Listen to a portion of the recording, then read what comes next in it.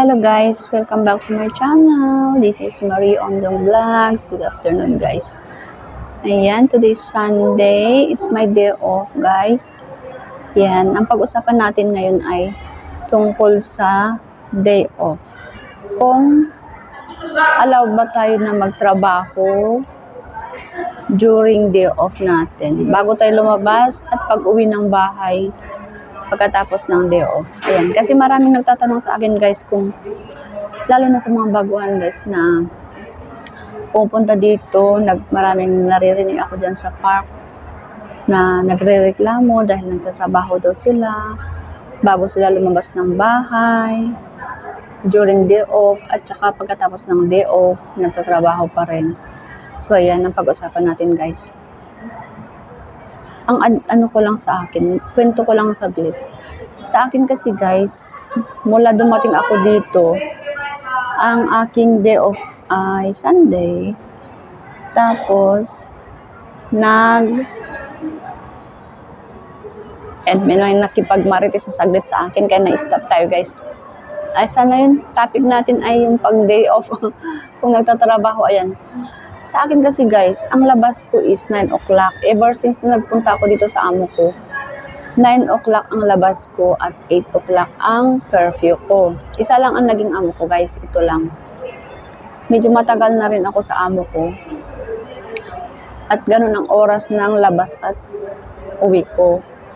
Pero, bago ako lumabas guys, nagwawalis pa ako. Ayan.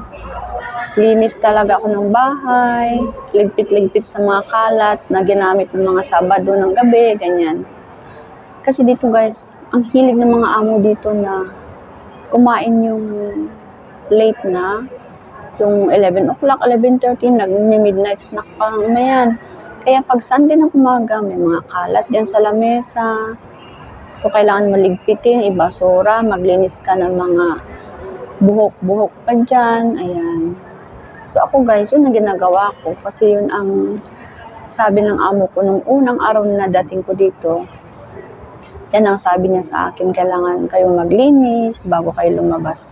Dalawa pala kami nung kasama ko noon na Indo. Sabay kami nag-day off.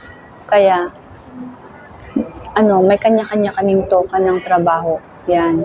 Ang isa taga-linis, yung isa sterilize ng mga bottle ng kambal naming alaga. Kasi kambal yung alaga namin guys. So tag-isa kami. Kaya may toka kami sa bahay. Kanya-kanya kaming trabaho guys. So ayan, naglilinis yung isa. Tapos sa baby naman yung isa, sa gamit ng baby. Yan. Magsasampay pa kami niyan guys. Ako ang taga-sampay noon. Sampay. Tapos linis ng gamit ng bata. So gagawin ko yan. Tapos maligo. Yan. Bago ako maligo, tapos ko na yan. 9 o'clock lalabas na ako. Tapos pag uwi namin ng 8 o'clock, ganun din ang gagawin namin. Liligpit ka ulit ng bahay, magbabasura, tapon basura, ayan. Kung minsan pa nga guys, nagluluto pa ako ng ng pagkain ng amo ko. At hanggang ngayon, ganyan ang ginagawa ko guys. Yung pagkatapos ng day off ko ay pinagluluto pa ako ng yung dinner nila. Yan. At hindi ka makapagreklamo dahil yun ang binigay na trabaho ko. At yan ang gusto kong sa inyo guys, sa mga baguhan na pupunta dito guys sa Hong Kong o kaya nandito at mga bago pa lang sa amo. Na una pa lang guys is huwag natin silang sanayin. Huwag natin silang sanayin sa ganong ano bang tawag doon guys? Ganong routine, ayan. O kaya ganong sitwasyon na mapapagod tayo bago tayo mag-day off, tapos pagkatapos ng day off, magtatrabaho ulit. Kasi pwede pala tayong magsabi kung ano ang nararamdaman natin sa kanila, lalo na sa mga katulong dito na yung mula umaga hanggang gabi ang trabaho mo na sunod walang non-stop na trabaho yan. Yung pahinga mo lang ay kain. Pwede kang pwede kang magsabi sa amo mo na ganito naman pala ang oras ng trabaho ng mga katulong. Ang rest day pala ay 24 hours. Sabihin mo sa amo mo, pwede po ba ma'am na pag linggo ay hindi mo na ako maglaba, hindi pa ako pwedeng, wag na muna akong luto ng dinner ni madam kasi pagod ako sa Monday to Saturday ay fully loaded ang aking trabaho, ganun po. Nasa sa atin po guys na makiusap sa ating mga amo. Kasi may batas naman po dito na bawal ang magtrabaho sa oras ng rest day. Yan po ang batas nila dito guys, na bawal magtrabaho ang katulong sa araw ng kanilang rest day. Depende na lang po yan guys kung tayo mismo ang magkukusang loob na gawin yung mga gawaing bahay bago tayo umalis ng bahay. Ayan. At saka kung kailangan tayo ng mga amo sa ating rest day, may bayad po yan. Depende po yan sa usapan nyo ng iyong amo. Kasi sa sitwasyon ko guys is nasa sitwasyon din kasi yan guys ng katulong between ng katulong at saka ng amo. Yan. For example, sa akin kasi guys, kwento ko lang saglit. Sa akin, from Monday to Saturday, wala akong masyadong trabaho sa tanghali. Sa daytime, wala akong masyadong trabaho. Lalo na ngayon na high school ng alaga ko. Yan. Mas marami akong upo maghapon. Wala akong masyadong gawa. Parang ang gawa ko lang sa mga trabahong bahay ko is guys, within 2 hours tapos ko na lahat ang aking trabaho. Wala na akong ginagawa. Yan. 9 o'clock wala na akong ginagawa. Kaya maghapon akong nakaupo, nakabawal sa telepono ko. Ang trabaho ko kasi ay gabi. Kung dumating na sila ng mga 8:30, ganyan, 9 o'clock, dyan pa lang ako magluluto. Yung mga alaga ko maliligo. So, 11:30, tapos ko na rin. 12 o'clock ang tulog ko, ayan. 12 midnight ang tulog ko.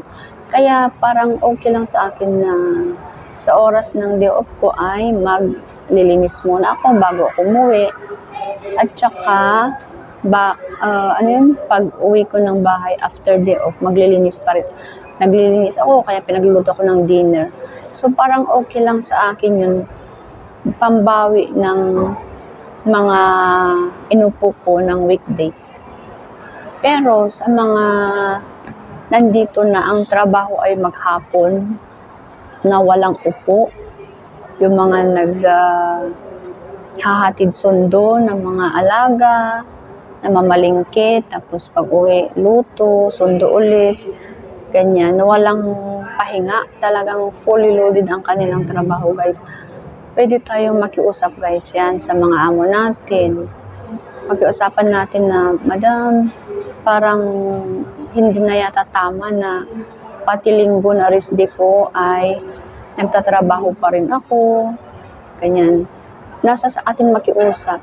Baka pwede po na paglalaba, ganyan, pamamlansya, ayan, pagluluto ay bukas ko na lang gawin kasi pagod na rin po ako na mag-rest day. Parang isang araw lang ang rest day ko. Parang ginagamit ko pa rin yung exist time na magtrabaho. So, yun, makiusap kayo guys sa iyong mga amo. At alam ko naman na maintindihan nila yan.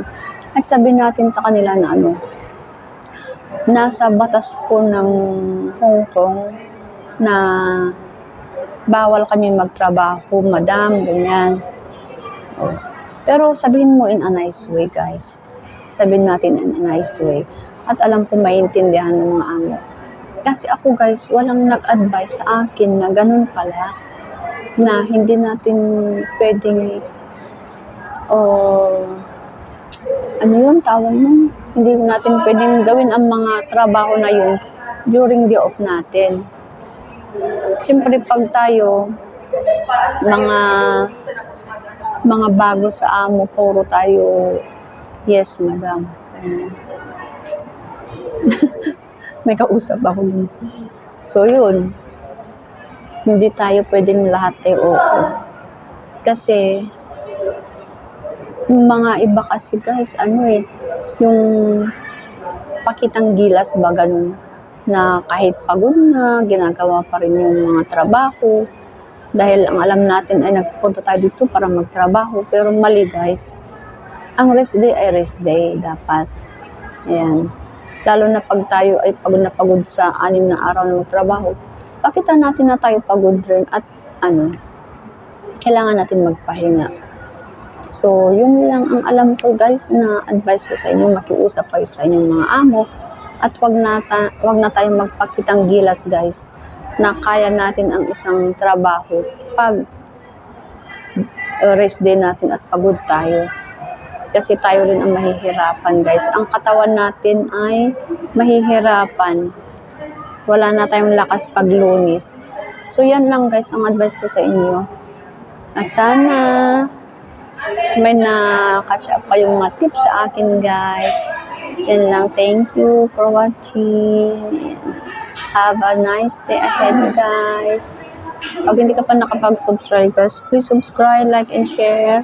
Comment below guys. And pindutin na rin ang bell button para ma-notify kayo kung may bago tayong video guys. Thank you for watching. Bye!